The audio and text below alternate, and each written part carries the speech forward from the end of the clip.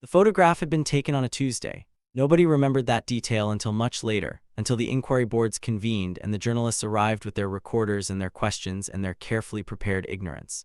It was the kind of Tuesday that smelled like aviation fuel and burned coffee, the kind that clung to the back of your throat long after you'd left the flight line. Hangar 7 at Kestrel Air Base sat at the far end of a forgotten Nevada plateau where the wind came in sideways, and the heat shimmer off the tarmac made everything look slightly wrong, slightly warped, like the air itself couldn't hold a straight line. The photograph showed the interior of that hangar, an FA-18E Super Hornet in mid-maintenance, its panels open like the wings of some enormous dissected insect, and in the lower left corner, barely visible, a figure in olive drab coveralls. Small still watching. Nobody paid attention to that figure at the time. That was the first mistake. Her name was Warrant Officer de Saverk. She was 29 years old. She had 912 flight hours logged across 3 airframes and 2 combat theaters. She had a commendation from a forward operating commander in a region whose name still couldn't be printed in open reporting. She had a scar along her left collarbone from a night her aircraft came home on one engine, and a prayer, and whatever physics she could improvise over the Hindu Kush. And she had a reputation, not the kind that preceded her with trumpets and ceremony, but the quiet, buried kind, the kind that got misfiled, overlooked, quietly rerouted away from the desks where it might have mattered. She walked into Hangar 7 on that Tuesday with a transit packet under her arm and a duffel bag that looked like it had survived more deployments than most of the men present had birthdays. The bag had a small patch sewn near the zipper, not a unit patch, not a wing insignia, just a single faded image of a Peregrine Falcon mid-dive, stitched in thread so old it had gone the color of rust. She stopped just inside the hangar door, let her eyes adjust, took inventory the way experienced pilots always do, not looking at anything in particular, looking at everything at once. Exit routes, fuel lines, crew positions, the body language of the room. The room's body language said she did not belong there. There were 12 men in that hangar. 3 of them laughed. 2 of them exchanged looks that required no words. One of them, a senior captain with a jaw like poured concrete and 16 years of entitlement balanced on his shoulders, crossed his arms and said something under his breath to the warrant officer beside him. The warrant officer smiled in the way that men smile when they believe nobody important is watching. De Saverk set her duffel bag down. She adjusted her transit packet. She looked at the Super Hornet in the center of the bay, and she said nothing. That was the second mistake they made about her. They assumed her silence meant she hadn't heard. Captain Holland Reese had been in the air mobility world long enough to believe that he had seen every variety of pilot the United States military was capable of producing. He had flown with legends and with catastrophes.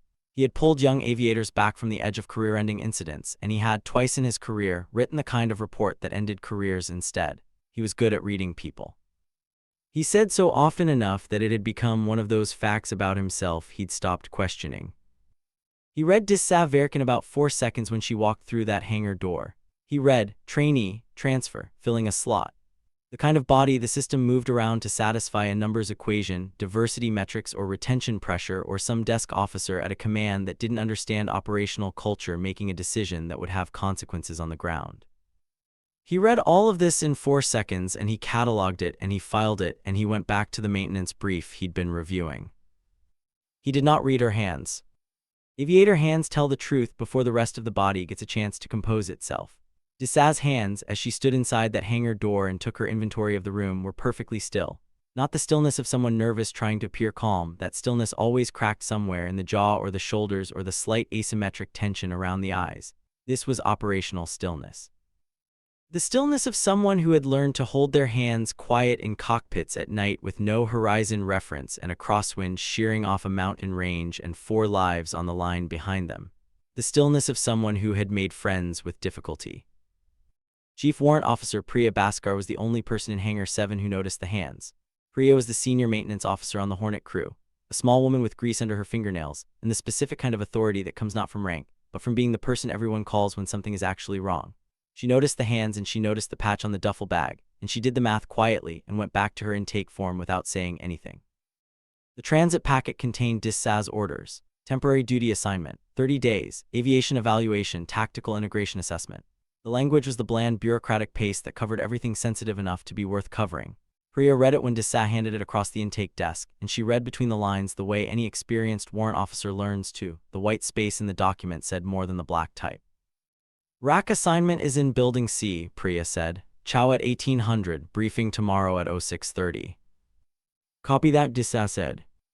Her voice was quiet, not soft quiet. There's a difference. Soft suggests deference. Quiet suggests economy. Dissa used exactly the words the situation required and no others. Captain Reese passed behind the intake desk at that moment, coffee mug in hand, and caught the tail end of the exchange. He looked at Dissa's orders over Priya's shoulder without asking permission, which was a habit of his that Priya had documented twice in feedback surveys, and that had changed nothing. Evaluation slot, he said. It wasn't a question, it was a categorization. Yes, sir, Dissa said. What airframe are you currently qualified in? FA-18, sir, primary, also current in the T-45.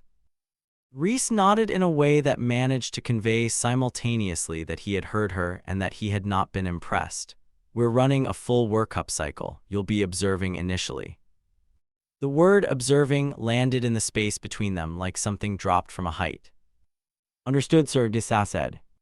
She picked up her duffel bag. She walked toward building C. She did not look back. Behind her, Reese said something to the warrant officer with the concrete jaw, and the concrete jaw smiled again, and someone on the maintenance crew laughed, not cruelly exactly, but dismissively, which is sometimes worse than cruelty because it doesn't even grant you the dignity of being a threat. Priya Bhaskar watched Dissa walk out of the hangar, and then she looked down at the orders again. She looked at the unit designation in the origin field, a three-letter code she recognized from a briefing she wasn't supposed to have attended 18 months ago in a room that didn't officially exist. She looked at it for a long time. Then she filed it, picked up her torque wrench, and went back to work. Building C at Kestrel smelled like concrete and old air conditioning, and the particular exhausted stillness of temporary housing for people the institution has not yet decided what to do with. Dissa had lived in rooms like this one before, had lived in worse, in forward positions where the walls were sandbags, and the ceiling was a consideration rather than a guarantee. She set her duffel on the lower bunk, unzipped it, and began unpacking with the systematic efficiency of someone who had long since made peace with impermanence. She took out her flight gear first. The helmet bag went on the wall hook, the G-suit folded across the footboard, then clothes, toiletries, a battered paperback copy of Beryl Markham's West with the Knight whose spine had been broken and rebroken across a decade of rereading, then, wrapped in a green cloth, a photograph. She set the photograph on the shelf above the bunk. It showed an airfield not Kestrel, somewhere older and more weathered, and two people standing in front of a single-engine Cessna. One of them was a young Dissa, no more than 16, squinting into afternoon light. The other was a woman with silver-streaked hair and the kind of posture you only see in people who have spent years fighting gravity from a cockpit. Her hand was on Dissa's shoulder, and her expression held something that wasn't pride exactly. It was closer to recognition, the acknowledgement of a kindred thing. The woman's name had been Commandant Irene Verk, Dissa's grandmother, the first woman to log combat hours in a fighter-category aircraft under the Pakistani Air Force's Experimental Integration Program in 1988, in a program that was discontinued before it could become precedent. A woman whose record sat in a filing drawer in Islamabad and in the memory of exactly 3 people who were still living. Dissa had grown up in 2 countries, 2 languages, 2 versions of what a pilot was permitted to be. Her mother had been American, Nebraska-born, practical, quietly skeptical of things that couldn't be measured. Her father had been Pakistani, Lahori, poetic, a civil engineer who read Rumi for pleasure and cried at the end of films he'd already seen twice. They had met at a conference on infrastructure development and fallen in love over a shared complaint about conference food, which is, Dissa had always thought, as honest a foundation as any. She grew up flying with her grandmother during summers in Karachi. She grew up knowing exactly what the sky looked like from inside it, and exactly what the world looked like when you were willing to climb. She enlisted at 21, earned her wings at 23, was passed over for a tactical assignment at 24 due to what her evaluation sheet called integration concerns, a phrase so smooth and institutional it managed to say everything while meaning nothing provable. She requested re-evaluation, was passed over again, filed a formal query through her chain, was told the matter had been reviewed and the determination stood. She spent the next 4 years becoming so demonstrably skilled that the determination couldn't stand anymore. She did this quietly, methodically, without drama or noise or any of the public friction that would have made it easier for the institution to dismiss her. And now she was here, Kestrel, Hangar 7, 30 days. She sat on the edge of the bunk and looked at her grandmother's face in the photograph and felt the particular feeling she always felt in this moment, the moment before a new room, a new crew, a new proving ground, not fear, not excitement, something older and more honest than either. The feeling of knowing exactly who you are in a room full of people who don't know it yet. She opened West with the Night to a page she'd read 30 times. She read until the light through the window went gold and then amber and then gone.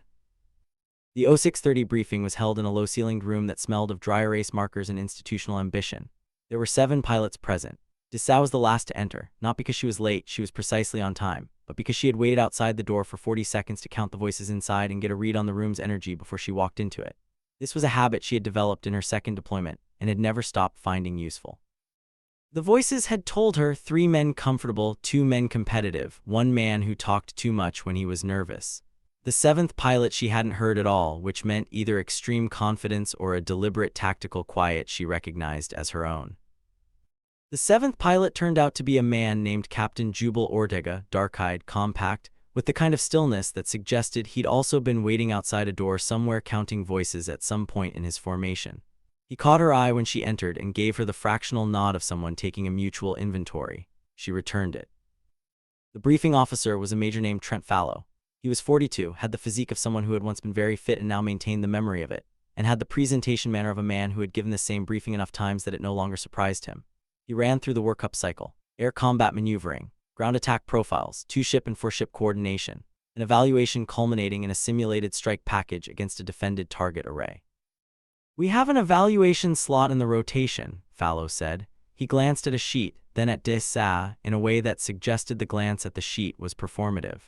"Warrant Officer Verk will be flying as observer in the rear seat of the 2-seater for the first week before any solo evaluation is considered."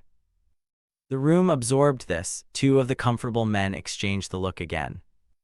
"With respect, sir," Dessau said, "my orders indicate full integration evaluation, not observer status. I'd like to request solo evaluation from the first flight." The room temperature changed. It was subtle, the particular atmospheric shift that happens when someone says something that wasn't in the script everyone else had memorized. Fallow looked at her. "That's not standard for incoming evaluation candidates." "My background isn't standard," Dessau said, not defiantly, factually. Fallow's jaw worked slightly. He consulted his sheet again, this time with more apparent interest. He read something. His expression shifted in a way that was professionally controlled but not quite controlled enough. "We'll review your qualification record this morning," he said. "Evaluation structure will be confirmed after." He moved on to the next brief item. Dessau sat with her hands still in her lap and did not look at the 2 men who had exchanged the look. Ortega, across the table, was watching her with an expression she couldn't fully read yet, something between appraisal and recognition. After the briefing broke, as the pilots filed out toward the flight line, Ortega fell into step beside her. "Ortega," he said, "call sign Seraph." "Verk," she said, "call sign Whetstone." He turned the name over. "Whetstone," he repeated, "because you sharpen things." "Because I was told I was only good for sharpening other people," she said. "I kept it." Ortega looked at her for a moment. Then he nodded slowly, and the nod contained something more substantive than the fractional one they'd exchanged in the briefing room. "Good call," he said. They walked out into the morning light, and the tarmac stretched ahead of them like a gray invitation, and above it the Nevada sky was the specific deep blue that only exists above 6,000 feet on a clear morning, the color of something that hasn't been compromised yet. The FA-18E Super Hornet is not a beautiful aircraft in the way that older jets were beautiful. The early Hornets had a certain swept elegance, the angular nobility of a Predator in profile. The Super Hornet is something different. It is wider, heavier, more deliberately brutal. Its leading edge extensions are enlarged to the point of looking almost aggressive about their own aerodynamics. Its engine nacelles sit wide apart like the haunches of something prepared for violence. It is, in the language of aviation aesthetics, a working aircraft. An aircraft designed not to be admired from the ground but to dominate what happens above it. Dessau had first climbed into an FA-18 cockpit at 23 during her transition training and had felt, to her own slight embarrassment, something close to reverence. Not for the machine exactly, for what the machine represented, for the specific density of sky it could reach. She had carried that feeling carefully for years, the way you carry something that would seem excessive if spoken aloud. The aircraft assigned to her evaluation was tail number 312.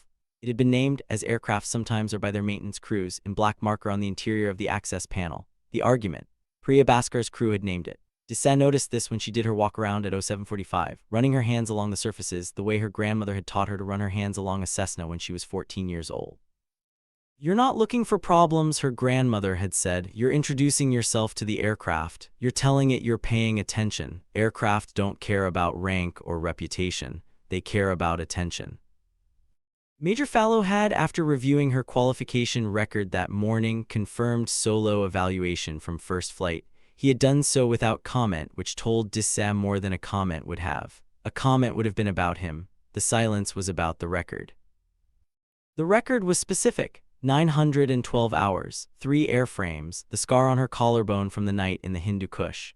A strike qualification earned in conditions that the evaluation board had described as outside normal parameters, a phrase that, like integration concerns, said everything and proved nothing. What the record didn't show, what never made it into official documentation, was the night over a coastal inlet in the dark when she had flown a profile that shouldn't have worked and had it work. And the reason it had worked was that she understood the aircraft the way musicians understand their instruments, not as a set of procedures, but as a language with its own grammar and its own idioms and its own moments of honesty. She finished the walk around, she climbed the ladder, she settled into the seat. The seat fitting is a private thing between a pilot and their aircraft. You adjust the rudder pedals, you set the seat height, you feel the cockpit close around you, and you decide, consciously or not, whether you belong there. Some pilots never fully make this decision.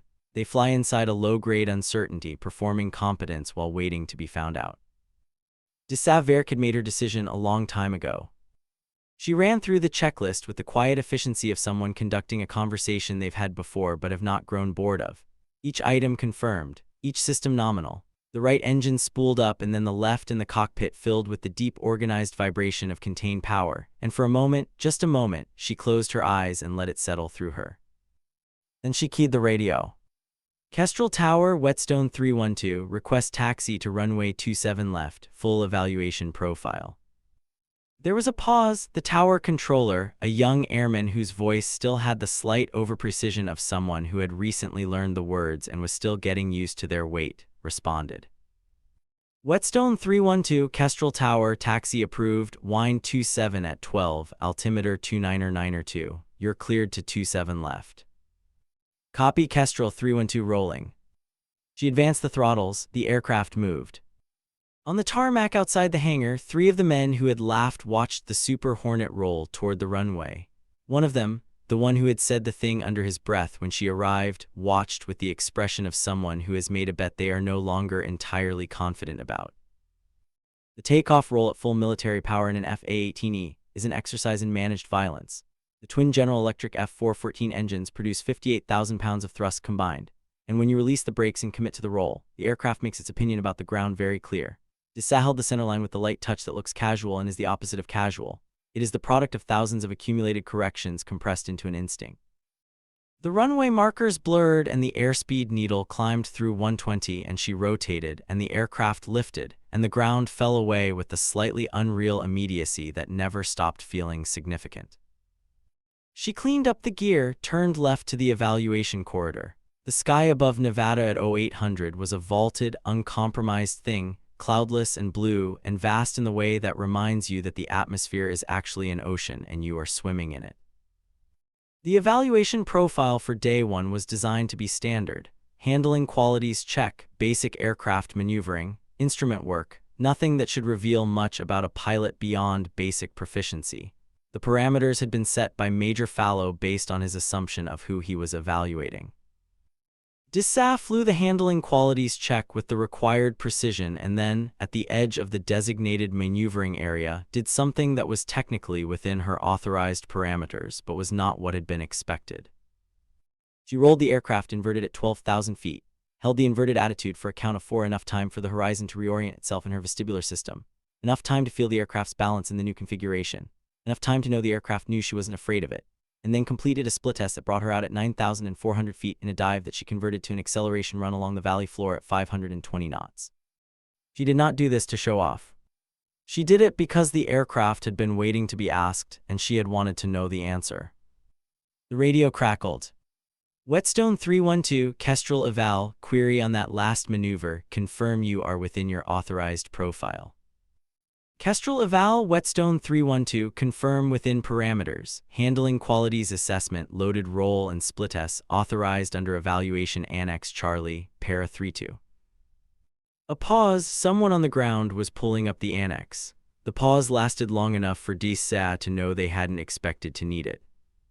Copy 312. Confirm altitude and fuel state. 9.4 thousand. Fuel state 3.8 thousand pounds. Nominal. Roger. Continue profile. She continued. On the ground in the evaluation control room, Major Fallow stood behind the radar controller and watched the track on the scope. The track had done what tracks don't normally do in a first-day evaluation. It had moved with the specific signature of a pilot who was not performing for the evaluation. It had moved with the signature of a pilot who was flying. Who briefed her on the Charlie Annex parameters? Fallow asked. Nobody answered. Fallow picked up his coffee, set it down without drinking from it, watched the track. Captain Reese was standing in the back of the room. He had come in to observe, which was within his authority as the senior captain on the workup rotation. He had come in with the particular expression of someone expecting to confirm a prior conclusion. He was still standing there, but his expression had changed slightly, a subtle renegotiation happening behind his eyes that he was not yet willing to acknowledge. On the radar scope, the track was climbing again. Whetstone 312, the argument going back up. The second day of the evaluation was supposed to be instrument work. DSA flew the instrument work with a precision that the debrief recorded as above standard, the specific military understatement that means excellent and declines to say so too loudly. She flew ILS approaches to minimums in simulated IMC, flew them with the smooth mechanical exactness of someone for whom the instruments are a language rather than a checklist, and then requested, at the end of the scheduled profile, additional time in the area to fly some airwork. Major Fallow, listening on the control room net, approved it with a clipped "granted" that contained, DSA thought, a slightly different quality than the day before. She used the additional time to practice what she privately called her reckoning work, not the tactical maneuvering that would come later in the evaluation, but the foundational kinesthetic communion between pilot and aircraft that she believed was the actual bedrock of everything else. She flew slow flight at the edge of the envelope. She flew steep turns at angles that required the aircraft's lift to curve around itself. She flew a departure recovery from an incipient spin, the kind of scenario that ate less experienced pilots with its counterintuitive demands, and she flew it cleanly, and she climbed back out of it into clean air and felt the aircraft settle around her like something satisfied. That evening in the chow hall, she ate alone at the end of a table nearest the window, reading Beryl Markham. She had done this the first evening. She did it the second evening. She did not do it because she was unfriendly or because she felt excluded, though both of those things had their version of truth in this room.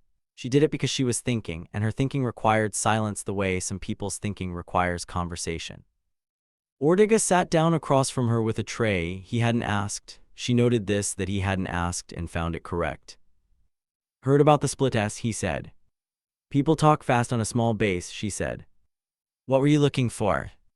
She looked up from the book, the aircraft's balance point at the top of a loaded roll, wanted to know if it matched the flight manual or if the manual was optimistic. And the manual is slightly optimistic. The aircraft is better than the manual at 12,000 but needs about 200 more knots than the chart suggests below 8. Ortega was quiet for a moment, processing this. You got that from one inversion. And the recovery characteristics coming out of the dive. She paused. The aircraft tells you things if you're listening. He looked at her for a moment. My old IP used to say that. What happened to your old IP? Retired, became a crop duster in Oklahoma. He said he missed aircraft that trusted him back. DSA nodded slowly. She looked at her food for a moment and then back at the window. The Nevada evening outside was going the color of old copper, the mountains turning dark at their bases while their peaks held the last of the light, the way things that are high enough always manage to catch what the rest of the world has already lost. Whetstone, Ortega said, where does a call sign like that come from? I know what you said in the corridor, but where does it really come from? She was quiet for a moment. When she spoke, it was with the economy she always used, but with something slightly less guarded in the specific words she chose.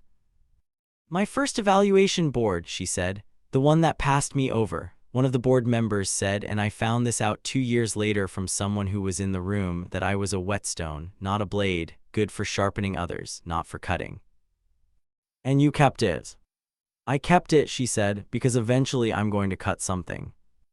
Ortega looked at her. He picked up his fork. He nodded once slowly in the direction of the window, as if agreeing with something the evening had said. Day 4 of the evaluation introduced air combat maneuvering. Dessau was slotted as the second pilot in a two-ship flight, trailing Captain Reese, who was flying as the lead in the training engagement. This was a standard arrangement, the evaluation candidate as wingman, following the lead, demonstrating formation proficiency before any adversarial work was authorized. Captain Reese, at the mission brief that morning, explained the profile with the thoroughness of a man who was being thorough in order to demonstrate something. He walked through the geometry of the engagement, two-circle flow, energy management, the decision gates where the engagement would be called and reset. His hands moved on the whiteboard with the angular confidence of someone who had drawn these diagrams many times and believed in them. Dessau listened. She asked no questions because she had no questions. The geometry he was describing was geometry she had internalized years ago in a different context, had internalized and then exceeded in a night engagement over an inlet that the board reports described as outside normal parameters, and that she sometimes still saw when she was falling asleep, the water below and the dark above, and the aircraft threading the space between like a needle through something impossibly tight. Wingman's job is to stay with me, Reese said at the end of the brief. Stay in position, observe the engagement geometry, don't freelance. He said the last sentence looking at the room generally and not at her specifically, which was a way of saying it to her specifically. Understood, she said. They launched at 0900. The two aircraft climbed to 20,000 feet in close formation, the morning sky around them the blue-white of altitude, the Nevada terrain below compressed into abstract geometry, the salt flats a pale rectangle, the highway a thin scratch, the base a cluster of gray oblongs that looked, from up here, like someone had dropped a handful of Legos. The adversary aircraft was flown by Captain Ortega. He was acting as the red air, the enemy, in the language of the exercise. His aircraft entered the engagement zone from the northeast at 15,000 and was picked up on the radar in Reese's cockpit at 43 miles. Tally red air, Reese called, 20,000 committing. Whetstone flight 20,000, Dessau confirmed. The geometry began to unfold. Reese flew his two-circle flow with technical proficiency, the kind of proficiency that is correct and is also, at some level, expected. He set up the merge, came out of it at the correct angle, and began the offensive maneuvering that the profile called for. And then Ortega did something unexpected. He broke the expected geometry. He converted from the standard two-circle to a one-circle, a choice that placed him inside Reese's turn radius and generated a tracking solution that was, within the exercise rules, a kill on Reese's aircraft at approximately 60 seconds into the engagement. Simulated kill, called the range controller. Blue leader, you are off. Reese's aircraft rocked slightly in a way that, even at a mile of separation, communicated something about the man inside it. Blue wing, you are free to engage, the controller said. This was the protocol. The leader was killed, the wing was released. Dessau had been watching the geometry from the moment Ortega changed it. She had been watching it and computing it the way she always computed things, not with conscious effort but with the continuous low-level processing that experienced pilots develop until it becomes indistinguishable from instinct. She knew what Ortega was going to do approximately 4 seconds before he did it. Blue wing engaging, she said. She rolled the aircraft. She began. What happened in the next 90 seconds above the Nevada plateau was the kind of thing that becomes a briefing room story. It was the kind of thing that gets described afterward in the specific military language that reduces dramatic events to geometric terms, turning room, energy state, tracking solution, and in doing so fails to capture what those geometric terms actually feel like from inside the cockpit. What it felt like from inside Dessau's cockpit was this: the dissolution of the boundary between intention and execution. The aircraft did not feel like a machine she was operating. It felt like an extension of her kinesthetic intent, something that had agreed to be continuous with her body, to turn where she leaned, to climb where she demanded. This is the thing that great pilots describe and poor pilots dismiss. It is not mysticism. It is the product of so many accumulated hours that the procedural layer has been entirely subsumed into something more fundamental.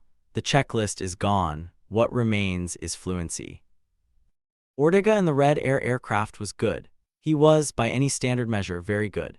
He flew the one circle with the commitment of someone who had made that choice and was not second-guessing it, and he managed his energy through the low-altitude portion of the engagement with the care of a pilot who understood that energy in a turning fight is like money, easy to spend and slow to earn back. But Dessau had understood from the moment she engaged that the geometry gave her one specific window. It was not a large window. It required flying the aircraft at an angle of attack that was uncomfortable, not because it exceeded the flight envelope. It did not, but because it was the kind of angle of attack that most pilots don't spend time in, the uncomfortable region at the top of the performance curve where the aircraft is most capable and also most demanding. She had spent time there. The aircraft had told her things there that the manual didn't cover. She flew through that window. Tracking, she said, her voice the flat professional tone of someone doing a thing, not performing it. The range controller's voice came back 4 seconds later. Simulated kill, red air, you are off. Silence on the net for a moment. Then Ortega's voice, flat and clean, good kill, blue wing, confirm your maneuver. Blue wing, confirm, Dissa said, offensive BFM, one circle conversion, GOA optimized tracking solution. Another pause. Copy that, Ortega said. On the ground in the control room, Major Fallow was leaning over the radar scope. Captain Reese had come in from his aircraft. He had RTB'd after being killed in the engagement, per the exercise rules, and he was standing near the back of the room still in his flight suit, his helmet bag in his hand, watching the scope. His expression was the expression of a man in the process of recalibrating something he had thought was already calibrated. The radar track that was Whetstone 312 was climbing back to altitude, clean and direct, no excess movement, the track of an aircraft being flown by someone who had nothing to prove and was proving something anyway. Who is she? Said one of the controllers, not to anyone specifically, to the room. Nobody answered right away. Priya Bhaskar, who had come in to drop off a maintenance report and stayed, looked at the scope and then at her report and then back at the scope. She's Whetstone, Priya said, and left it there. There is a ritual in every tactical aviation unit that nobody codifies because it doesn't need to be codified. It happens in the debrief. The debrief is where the math of a flight is settled, where the geometry is reconstructed on a whiteboard and the decision points are examined and the kills are acknowledged and the mistakes are owned. It is the most honest room in aviation because the only currency it accepts is what actually happened. Dissa sat through the debrief of the ACM engagement, with the composure of someone who has learned that composure is itself a form of communication. She did not perform modesty and she did not perform confidence. She walked through the engagement geometry when called on, using the precise language the debrief required, pointing to the decision points on the whiteboard with the matter-of-fact directness of someone describing something that had occurred rather than something they had achieved. Captain Reese debriefed his own sequence first. He was professional about it, which was something Dissa noted and credited. It is easy to be gracious when things go well. The debrief revealed that his initial geometry had been technically correct but had been exploited by Ortega's decision to break the expected flow. This was the kind of thing that happened in ACM. The red air had been good and he had read the blue leader's commitment and countered it, not a failure, an outcome. Blue wing, Fallow said, walk us through your engagement from the moment you were released. Dissa stood, she took the dry erase marker, she began. She drew the geometry with the economy of someone who thinks spatially, not the labored reconstruction of someone recalling, but the fluid reinscription of someone re-seeing. The turn radii, the altitude deltas, the AOA optimization point. She was precise about the angle and about the window it created and about why the window existed and why she had chosen to exploit it rather than set up a more conventional attack geometry. That AOA, Reese said, his voice was even. You're operating at the edge of the buffet boundary in that turn. The aircraft is controllable through buffet at that configuration, Dissa said. I'd assessed it on the first 2 days. A bit. You were assessing AOA characteristics during day 1 airwork. Among other things, she said, the manual is slightly optimistic at 12,000. The aircraft is better than the chart below 8, but you need more airspeed. Knowing that changed my options in the turn. The room was quiet for a moment, not the silence of discomfort, the silence of people processing something that has rearranged something else. Ortega, leaning back in his chair with his arms crossed, was looking at her with the specific expression of a pilot who has been in a cockpit with someone who surprised him and is now doing the honest work of acknowledging it. I didn't see it coming, Ortega said. I thought I had the geometry. I had the geometry. You found a space that shouldn't have been there. The manual says it shouldn't be there, Dissa said. The aircraft didn't agree. Fallow looked at her for a long moment, then he made a note on his tablet. He made it without saying what the note was. He capped his marker and moved to the next item on the debrief agenda. Reese, leaving the room afterward, paused at the door. He looked at Dissa for a moment, a look that was doing something, working through something, but hadn't arrived anywhere yet. Then he nodded briefly and left. The nod was not an apology. It was not an acknowledgement, not exactly. It was the small, reluctant first movement of a recalibration. the kind of nod that, in military culture, sometimes precedes a much larger one. By the end of the first week, something had changed in the texture of the hangar.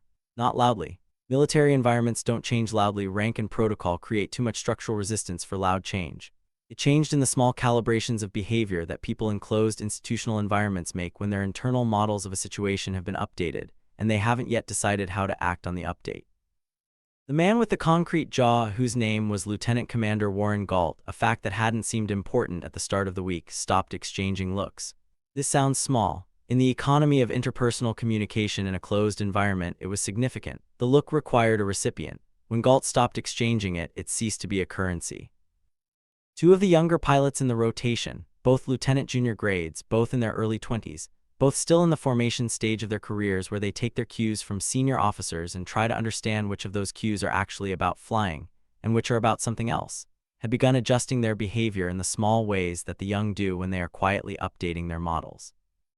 One of them, a young man named Ferris Ondel, who had the earnest, slightly overwhelmed quality of someone who had genuinely not yet encountered most of the things that would shape him, had started arriving at briefings slightly earlier than required and positioning himself where he could see the whiteboard when Dissa was drawing on it.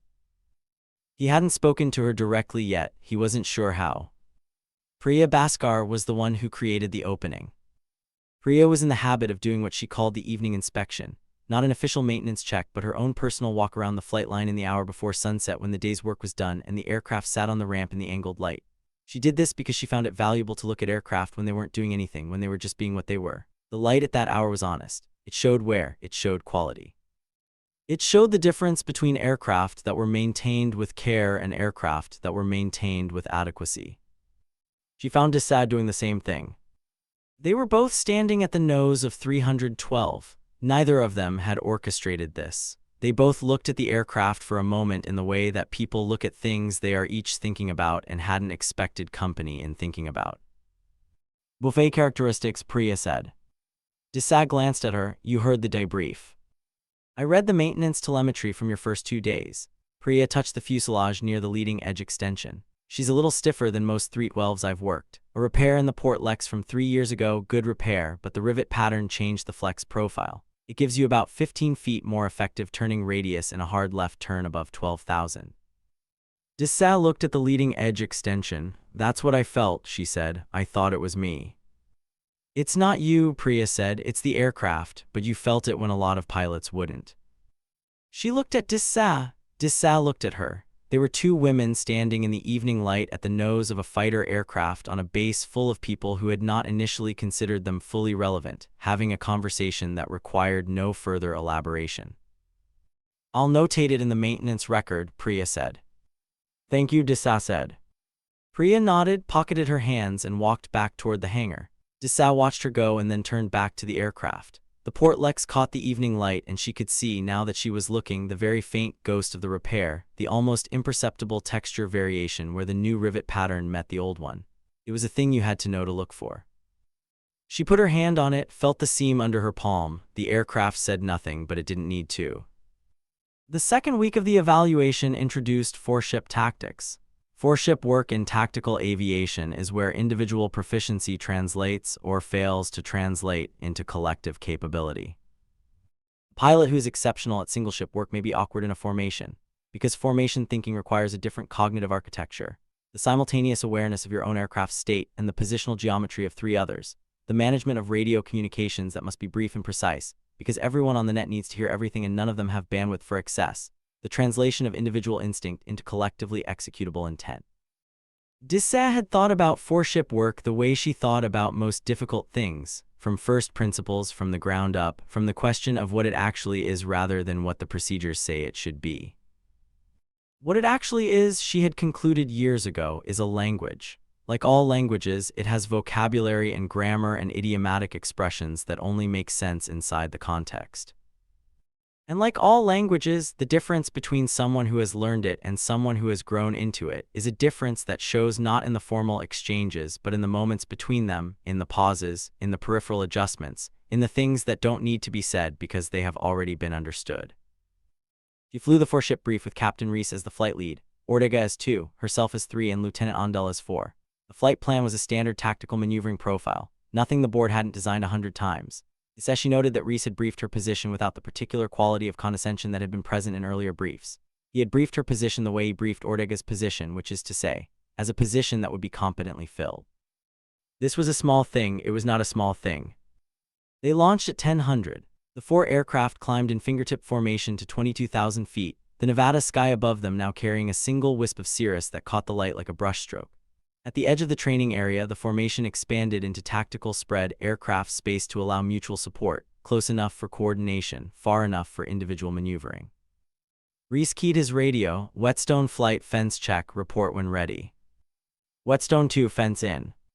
Whetstone 3 fence in, Dissas voice. Whetstone 4 fence in, Ondel precise, trying a little too hard to sound unhurried. Whetstone flight fence in, commit. They entered the training area. The adversary flight was 2 aircraft, Red Air, flown by 2 instructors from the adversary division whose job was to provide realistic threat representation. They were good. They flew a coordinated entry that was designed to separate the blue flight into individual engagements, to break up the 4 ship into units small enough to defeat individually. Dissas saw it coming at 30 miles. She had a specific gift, or had developed a specific skill, the distinction being one of those questions about human capacity that she had stopped caring about for reading 3-dimensional geometry from 2-dimensional radar displays. She could look at the scope and see where the aircraft were going to be, not where they were going to be. It was like reading ahead in a sentence, knowing the end before you had arrived at it. Whetstone lead 3, she said. Go 3. Red Air is setting up a bracket. They'll separate 2 and 3 at merge. Suggest 4 pull high and call the bracket. 2 drives right, 3 goes vertical. A pause, 2 seconds long in tactical aviation. Your call lead, Ortega said. Reese flew the next 4 seconds in silence. Then, Whetstone flight, execute 3's call, 2 right, 3 vertical, 4 high bracket, go. They went. The engagement over the Nevada plateau lasted 11 minutes. In real-world terms, combat terms, the terms that matter, 11 minutes is a long engagement. The technical result, when the range controller tallied the simulated kills at the end of it, was Blue Air 4, Red Air 0. This result required a debrief. The debrief was held at 1400 in the same low-ceilinged room. Major Fallow presided. Captain Reese sat to his right. Ortega sat at the table end with his arms crossed and his expression that of a man who had already done most of the analysis and was waiting to confirm it. Ondel sat straight in his chair, still faintly lit by the particular energy of someone who has done something well for the first time, and is afraid to acknowledge it in case the acknowledgement unmakes it. Dissas sat at the center of the table. She had placed her kneeboard notes in front of her. The notes were dense. She had been writing during the engagement, which was unusual, most pilots managing radio and controls leaving nothing for notation. She wrote in a compressed shorthand that looked like shorthand the way a musical score looks like scribbles. It meant something specific to the person who understood the language. Flight 3, Fallow said, walk us through the tactical call at 30 miles. She walked them through it. She did not walk them through it as a person presenting a deduction. She walked them through it as a person describing a perception. The way the Red Air geometry looked on the scope, the specific pattern of the spacing that said bracket rather than frontal assault, the logic of the counter. You read that at 30 miles, Reese said. It was not quite a question. 27, she corrected. I said 30 for simplicity. It was 27. Reese nodded slowly. Most pilots start reading bracket geometry at 12 miles. If you catch it at 15, you have less time to set up the counter, Dissas said. 30 gives you options. 27, Ortega said, a trace of dry humor in his voice. 27 gives you more options, Dissas said, without the humor. Not because she didn't have it, she had it. You could see it in the very faint compression at the corner of her mouth, but because the point didn't need it. Fallow made another note on his tablet. The note was longer this time. After the debrief, as pilots filed out, Ondel stopped near the door. He had the expression of someone who had been rehearsing something. Warrant Officer Verk, he said. She looked at him. How do you learn to read the geometry that early? She considered the question. He had asked it sincerely, without performance, without the false casualness that junior aviators sometimes use to mask the seriousness of a question. She credited this. You fly until the procedures are gone, she said. Then you fly some more, and then the aircraft starts telling you things. He thought about this. How long does that take? Different for everyone, she said. You start by listening every flight, not for problems, for information. The aircraft knows where it is and what it wants to do. Your job is to understand its language." He nodded. He was going to say something else, then reconsidered and didn't. Sometimes the right response to something valuable is to carry it away intact. "Thank you," he said. "Fly well," she said. He left. She picked up her kneeboard notes and folded them along a crease she'd made before the flight. A habit of hers, folding things precisely because precision was a practice, not a switch you turned on only when it mattered. Then she walked out into the afternoon, where the light was the color of old honey, and the flight line sat quiet, and the aircraft on the ramp cast long shadows toward the east, toward the mountains, toward the dark that would come eventually but hadn't come yet.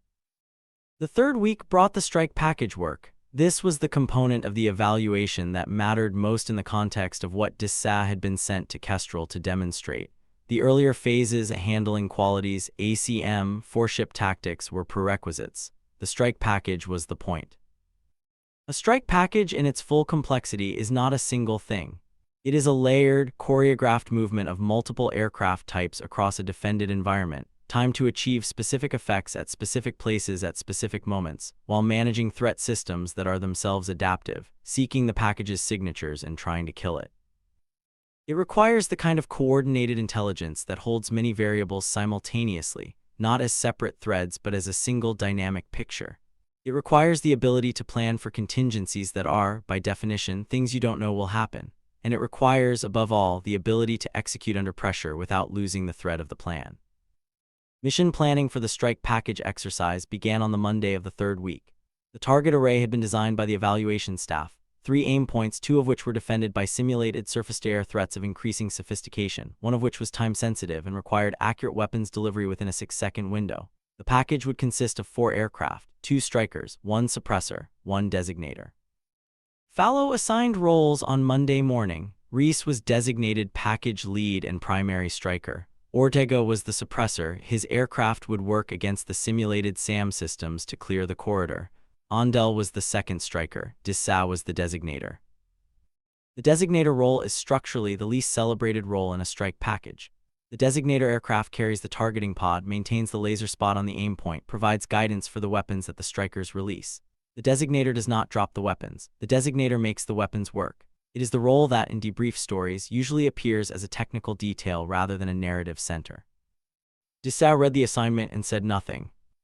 Ortega caught her eye across the briefing room. He gave her a look that was asking something. She gave him a look that was answering, "I know what this is, and I know what I'm going to do with it."